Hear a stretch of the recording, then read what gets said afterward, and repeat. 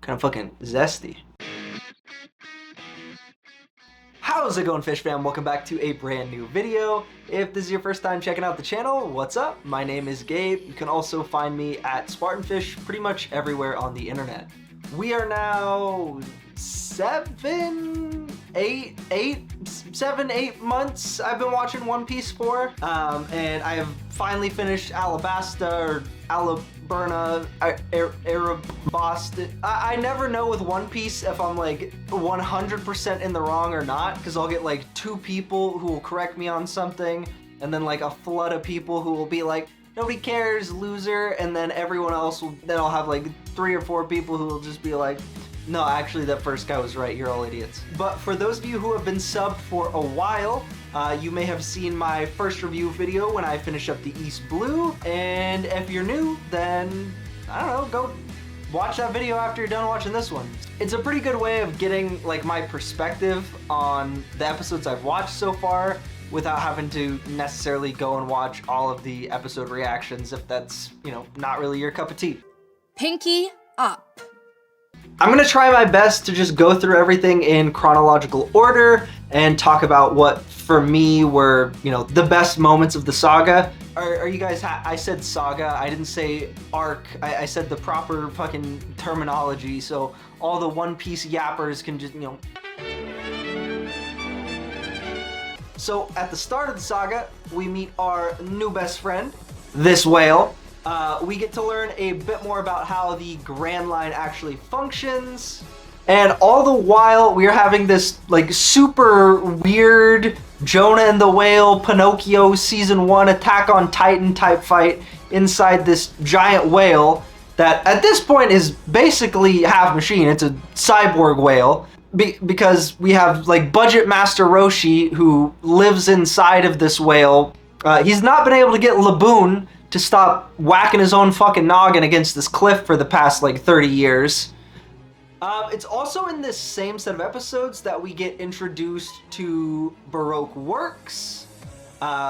You know, we kind of met them very briefly in the first season of the live action. As far as I'm aware, you know, the most deadly, terrifying cabal of evil mercenaries and assassins on the planet. And in typical Straw Hat fashion, we immediately let them join our crew. No questions asked, because, you know, of course we do. And to the surprise of absolutely nobody in the audience, it's a trap!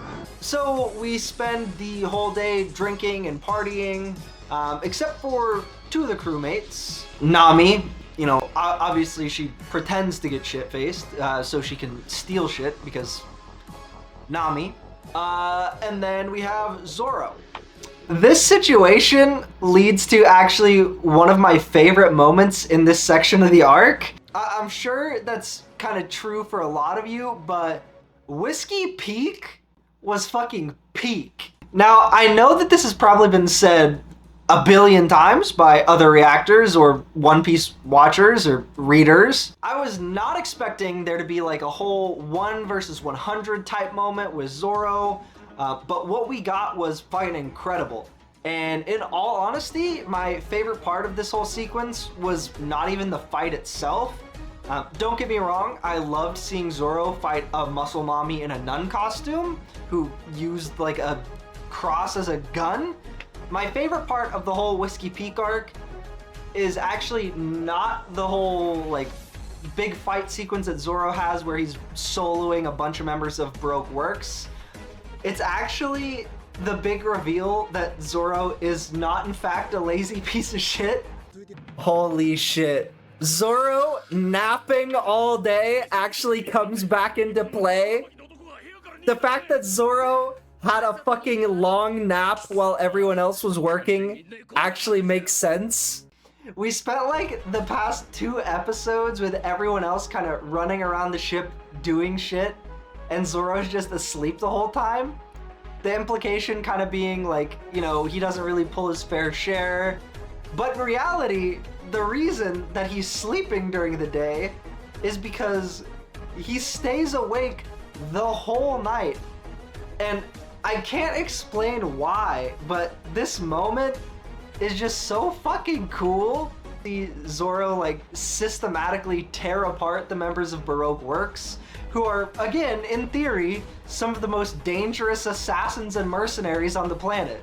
And after one of the swiftest group ass whoopings I have ever seen, we meet the upper leadership of the Baroque Works crew. This booger eater and this girl with a heavy ass. Who are immediately, you know, not at all a problem for Zoro. We have a fight, finally, between Zoro and Luffy. Obviously, this whole fight came about because, well, Luffy is a fucking idiot. He's a complete goober who is easily bamboozled. And despite the fact that Zoro has been his friend and crewmate, literally pledged his life to Luffy after losing in his fight against Mihawk. You know, Luffy just took the word of some random that he met that day. Off the rip, like, immediately, no conversation is needed. It was just on sight for Luffy. Like, zero hesitation, he was just ready to throw hands at Zoro. Despite, like, the pretense of the fight, it got me pretty pumped up and pretty excited to see it. But that excitement was really, really fucking short-lived. And then Nami just comes up and knocks them both the fuck out with one punch. I love the fact that we have characters like Nami who are, in the context of the story, super fucking weak, but still have multiple moments throughout the arc where they just knock out the most powerful characters that we know of. As a Naruto fan, it just reminds me a lot of Sakura and Tsunade. Like, look, I know Kishimoto is not great at female characters. And Kishimoto knows he's not great at female characters. You don't need to leave the same comments shit-talking Sakura. Like, it's not a fresh take.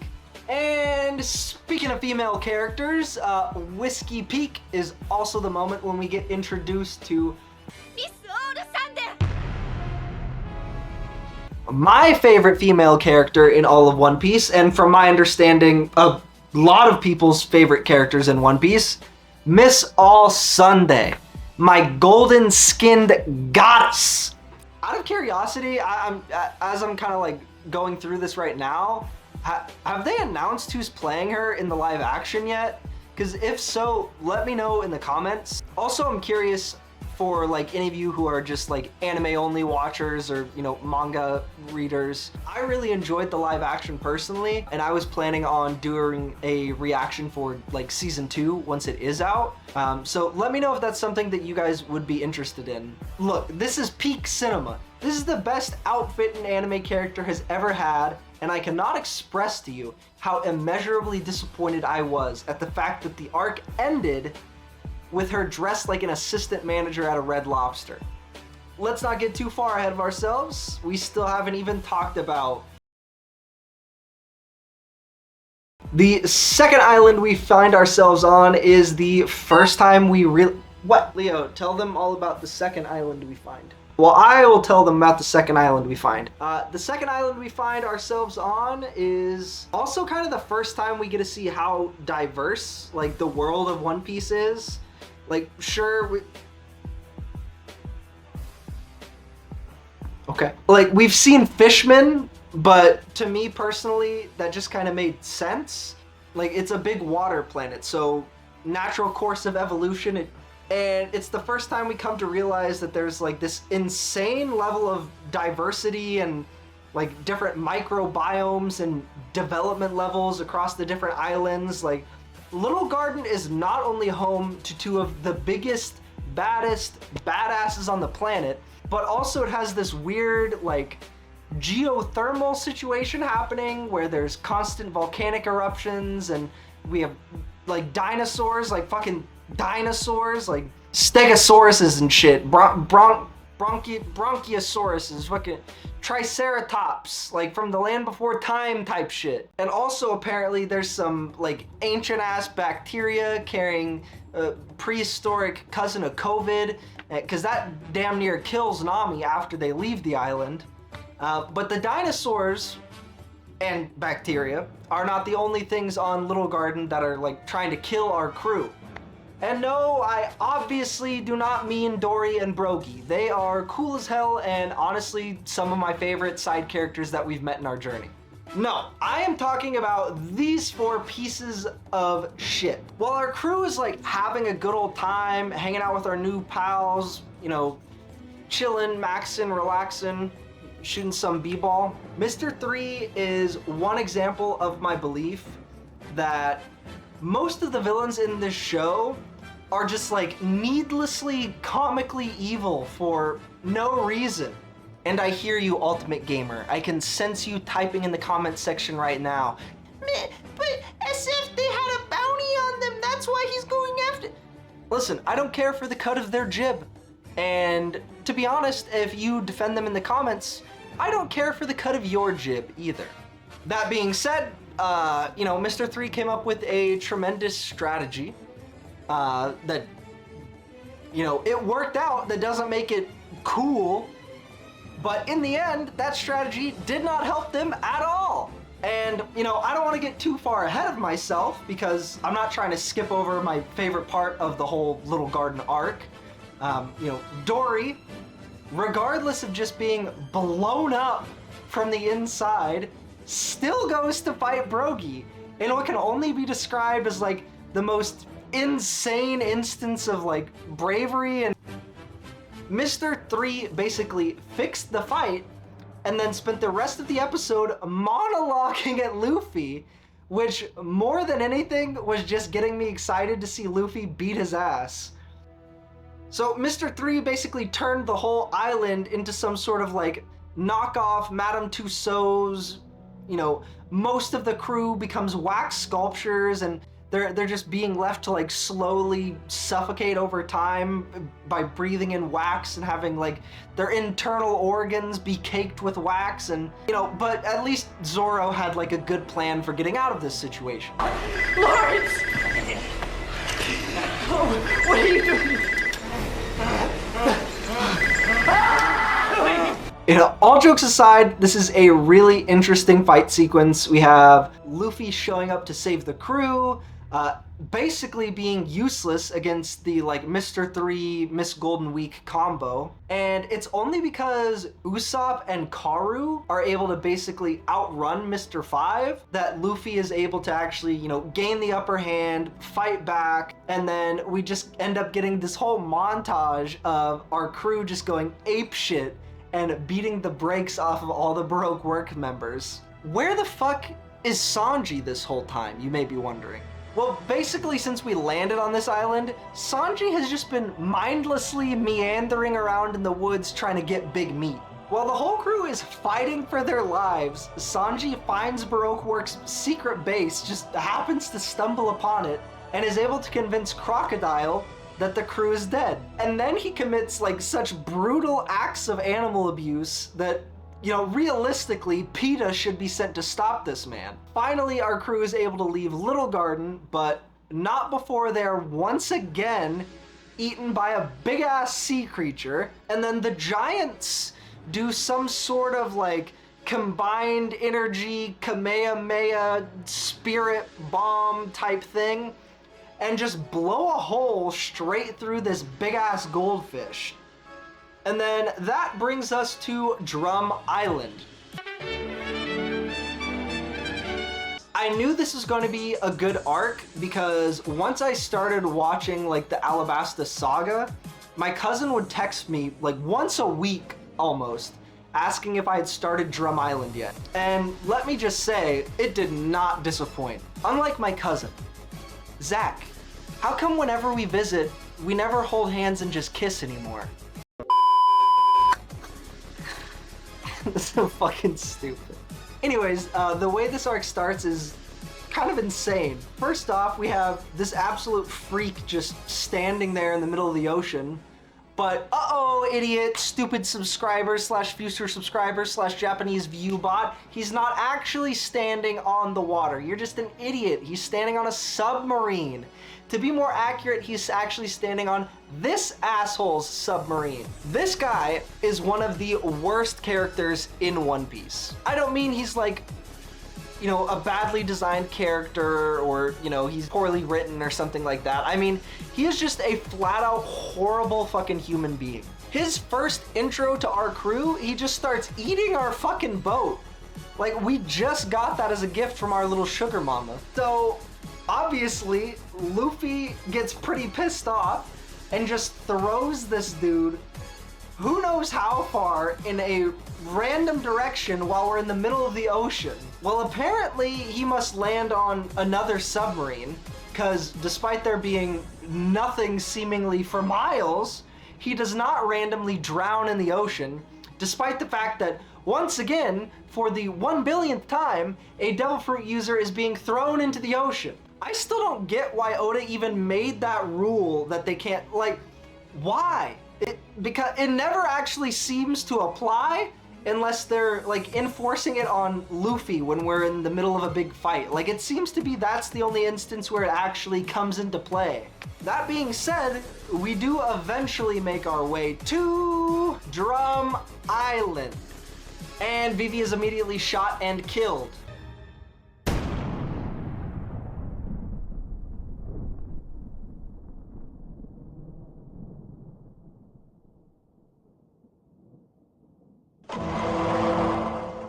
But, you know, like I said, this is One Piece, so actually she is okay. She is in fact so okay that she talks Luffy down and convinces him not to murder everyone on the island. We then get to meet like one of the sickest characters in all of One Piece. Not Dalton, this bear guy. Well, later we find out that Dalton is like hella strong. He is in fact another Devil Fruit user. He is the strongest fighter on the entire island, and still he tells everyone in our crew, hey, make sure we, bow to this hiking bear, show him some respect. I don't want to have to, scrape you guys up with a shovel later. We spend the next few episodes kind of like farting around Drum Island, learning some lore. Zoro is recovering from trying to cut off his own legs, and it's during this time that we learn there is only one doctor on a whole ass island. You, like I was, might be wondering, why is there only one doctor? If you're watching this instead of watching the whole show, I mean, this is like 100% accurate, so there's, you're not like missing out on anything. I don't even editorialize it. I just kind of, condense it down a little bit. So you're still getting the whole One Piece experience.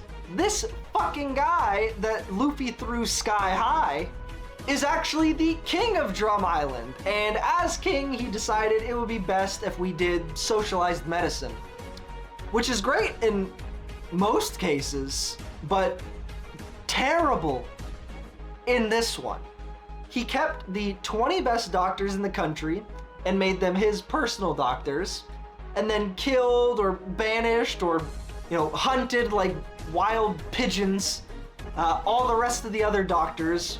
So he's just trying to like ensure that there's no, peasant uprising. He's just trying to make sure there's no like peasant uprising. He's trying to keep the proletariat beneath his fucking boots.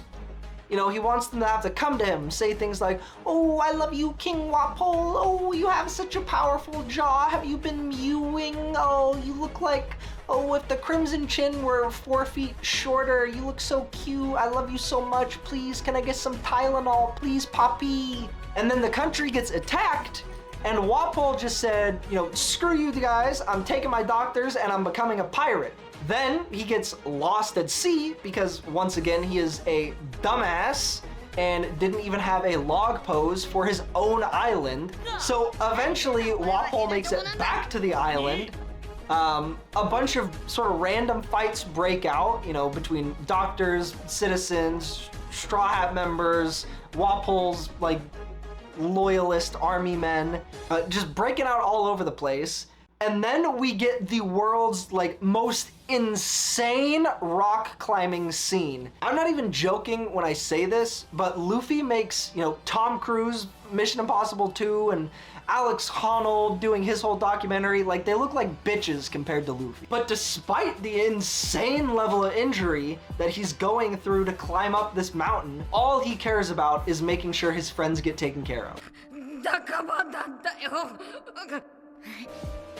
And that is when we finally meet Chopper, who is also a Devil Fruit user. Once our crew is finally back in fighting shape after, Chopper along with Dr. Kuroha finally like nurses him back to health, Our Sanji and Luffy basically spend the next few episodes trying to eat Chopper's meat and also convince him to join the crew. Yes, I said eat Chopper's meat. Grow up, commenters, not everything's an innuendo. And then this fucking big chin ass doofus shows up and the crew just proceeds to beat his ass. Kind of. I mean, honestly, it's kind of a lot closer of a fight than I expected it to be. And then eventually he makes the one mistake that everyone does against Luffy. He disrespects pirates. Now, of course, before all of this happens, in typical One Piece fashion, we received one of the most heartbreaking backstories I have ever heard. For those of you who have already seen my Alabasta tier list video, you already know my thoughts on Dr. Heroic. And if you haven't seen that video yet, I mean, after you're done here, check it out. You know, here's a little sneak preview. But the coolest thing he did being in a flashback was one of the most badass moments in the whole fucking show. Like, it's one of the coldest fucking things we've ever seen anyone do up to this point in the show. Now, to me personally, I think that the sacrifice Dr. Heroic made is like in the same vein as, you know, Nami and Usopp kind of standing up to Arlong during the East Blue arc. It was just such a powerful, emotional moment. And to me, it was one of the highlights of the series, at least like up to this point of what we've seen so far.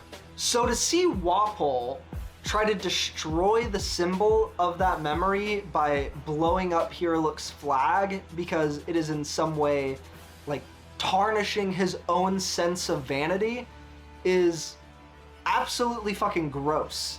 And I was so glad that we got to see him just get torn the fuck apart by the crew. Especially considering not only is he a dick to his enemies and, you know, all of the citizens he's supposed to be in charge of, but he also uses and abuses the people who are closest to him. He has two servants who are always, you know, with him, always willing to follow through with his evil fucking schemes. And he ate those fucking two people who were still on his side just to kind of help him get a little bit of an edge in this fight against Luffy and Chopper. Not to mention, we get the most unhinged flashback on the planet where he slaps the shit out of Vivi when she's like 6. He is literally only doing that hoping it's going to cause a war because he can't stand the fact that he's, you know, not as respected as Vivi's dad, and this 6-year-old happens to just have much better qualifications to be a leader than he does. She actually, you know, has fucking tact. So all of that happens, and seeing him go down was just so satisfying. You know, Chopper finally gets accepted by the people who were literally hunting him not that long ago. We get to see cherry blossoms fall in Drum Island, which was, you know, Dr. Heroic's whole dream as we're going through that, you know, background information on him and Chopper. And Chopper finally joins our Straw Hat crew, and everyone watching is just hysterically sobbing watching all of this unfold. Now, our crew randomly, by pure happenstance, seemingly pure dumb luck, just happens to run into Mr. 2. Of course, they don't know who Mr. 2 is, Mr. 2 doesn't know who they are. Oh, Mr. 2 also happens to be a devil fruit user because of course he is. Anyways, our crew finally makes it to land, and Luffy immediately gets lost, you know, to no one's great surprise. Eventually, a few episodes later, our whole crew is back together, and by our whole crew, I mean my fucking goat Smoker, and also not just Luffy, but my new favorite, like, pirate character, Ace, who also happens to be Luffy's older brother. Apparently in their family, they don't share last names or, you know, first names, anything like that. It's all about that middle initial. I don't know why. I assume it's going to be important later on, but that's just how the D family rolls, I guess. Now, we finally get to see some of like the first examples of what actually large-scale devil fruit on devil fruit combat looks like. Blah, blah, blah. Ace solos a bunch of Marines, yada, yada, yada. Ace joins the crew temporarily. We learn all about Blackbeard, who is apparently one of the major villains of the show. We learn a bit about Vivi's childhood, and basically the person leading the rebellion against her dad is her childhood friend, who just really has serious communication issues. Like, this whole Civil War business that's going on, it probably could have been solved over like a cup of coffee. After meeting an entire animal kingdom worth of goofy-ass side characters, we finally arrive at Crocodile's casino for our big fight. You know, Smoker is obviously there as well. He's chasing our crew all over the place, and through a series of random coincidences, most of our crew, along with Smoker, then gets captured in this big-ass cage, which is also apparently made of some kind of a material that just completely negates Devil Fruit users' abilities.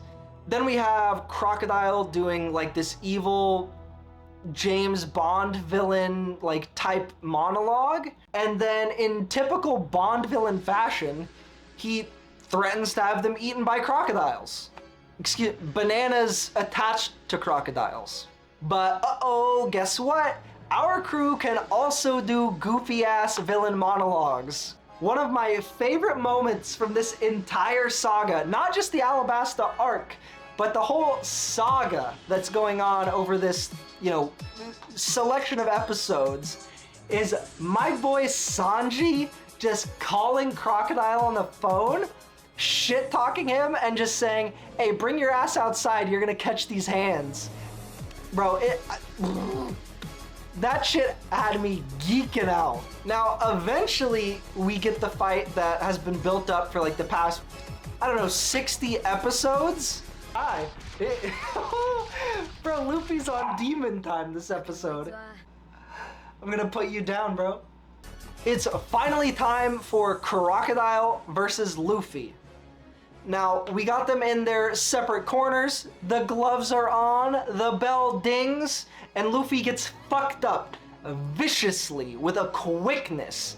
He stood absolutely zero chance and did fuck all to Crocodile the whole fight.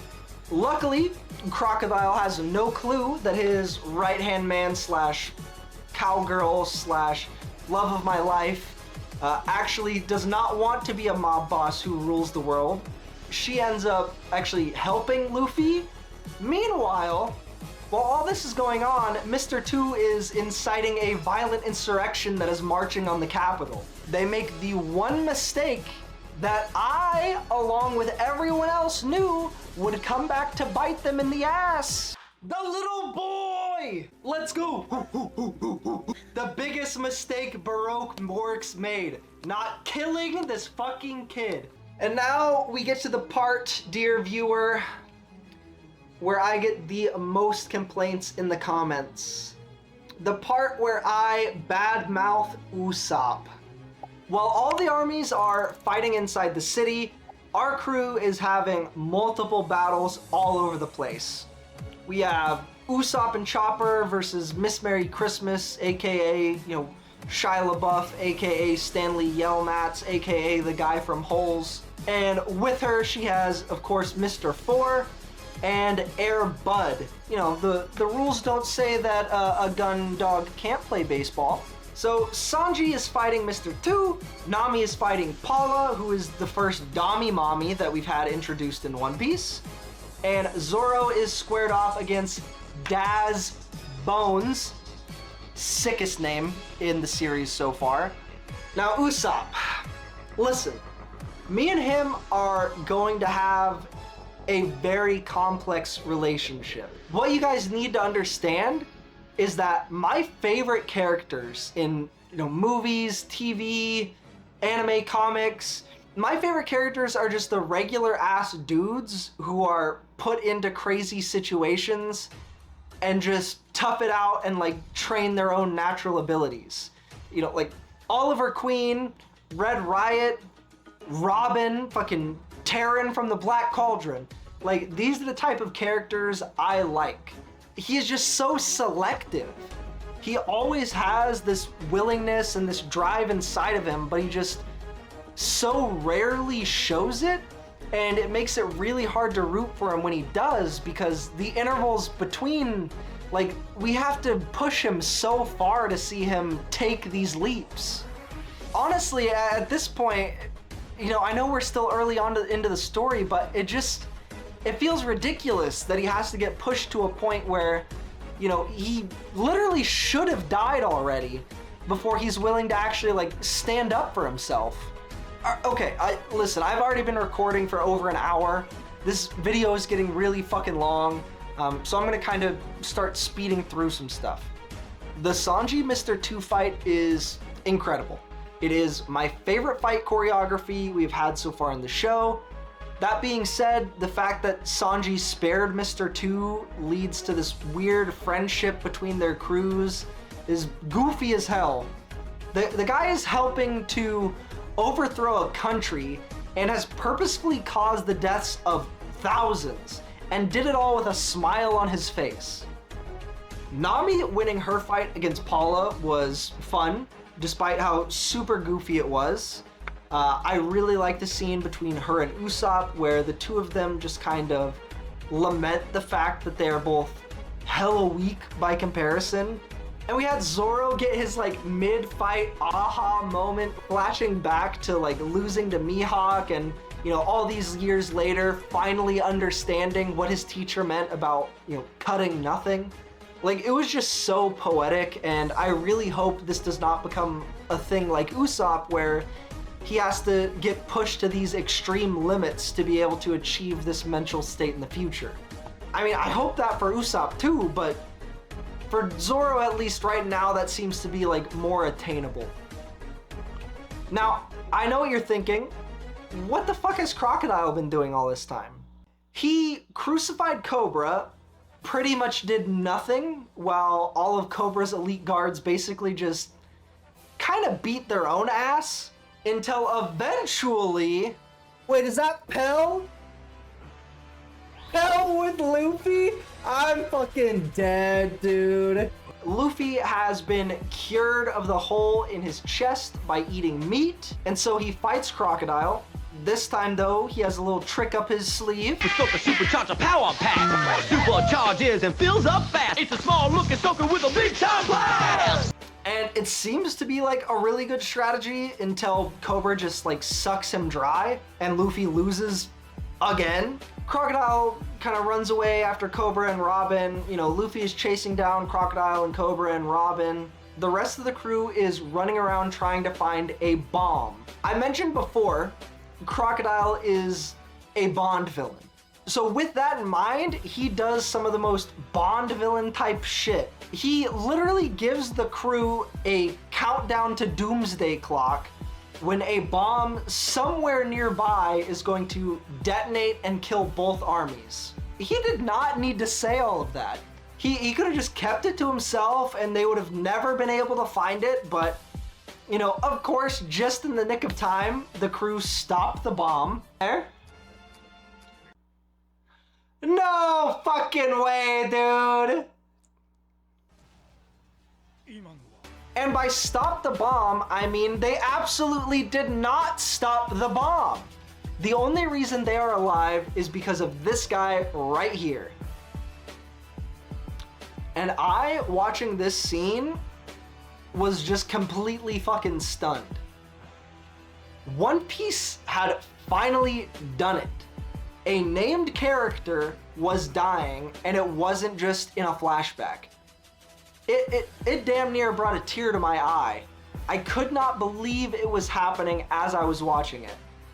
And it was happening in such a badass way too. He was literally dying for not just like the fate of our crew, not just for our crew, but for like the whole country. And he's fine. Like, what the fuck? I have never been so disappointed. I felt like they just played me. Like, my emotions felt cheaper because of the whole experience. Meanwhile, Luffy and Crocodile are having their third fight, and after being poisoned to death by Crocodile, Luffy finally manages to get one up and just beats the brakes off of Crocodile and sends him straight flying. The day is saved, but more importantly, rain starts to fall in Alabasta. And after all of that, we are finally on the last story arc of the saga. That's right, you thought it was Alabasta, but it is actually the will she, won't she.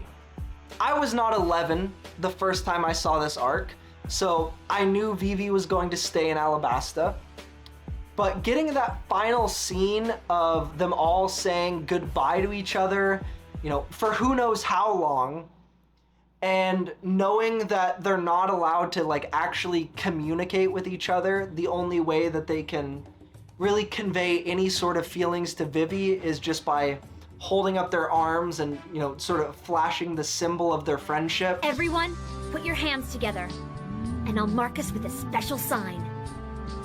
What gives, Taya? It's a symbol of our friendship, so when Yugi's dueling, no matter how tough it gets, he'll know that he's not alone. We're all right there with him. So I'm curious to know, for everyone watching this, you know, let me know down in the comments, what was your favorite part of this saga in One Piece? You know, if there were any particular scenes that you really enjoy, or something that you think that I, you know, forgot to talk about. And with all that being said, don't forget to hit the subscription button. Make sure you tap the notification bell so you get notified the next time I post the reaction video. And I'll see you guys on the next one.